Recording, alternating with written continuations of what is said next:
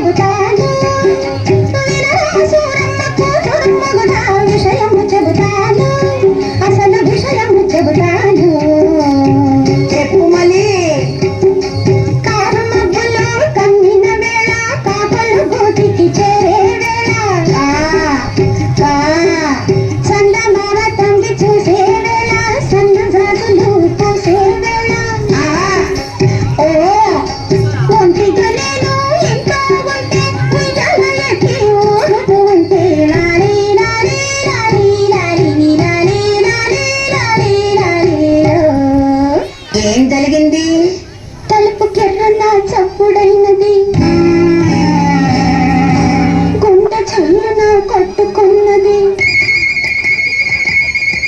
తలుపు కెర్రన చప్పుడైనది గుండె చల్లున కొట్టుకున్నది మెల్ల మెల్లగా కళ్ళు తెరిచి వచ్చినదెవరో చూశాను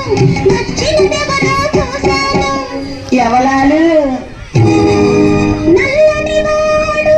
గుంట కన్నుల వాడు గుబురు మీసాల వాడు అయ్యో ఆరడుగుల పొడుగువాడు ముత్తు నిమ్మని నన్ను అడిగినాడు ఓ నేను నరికేస్తాను నేనివ్వ రానివ్వ నన్ను మొదలు దాచుకున్నా ఓనివ్వ పోనివ్వ ముద్దివ్వమంటూ చెడలు లాగినాడు అమ్మా నాన్న అమ్మా నాన్న నా పాడమంటూ అల్లాడిపోయాను అయినా గానీ వదలకు నన్ను గొడిసి పట్టినాడు అంతలో వచ్చింది ఏమిటి మోచ కాదు మా అమ్మ ఏమంది వెళ్ళవే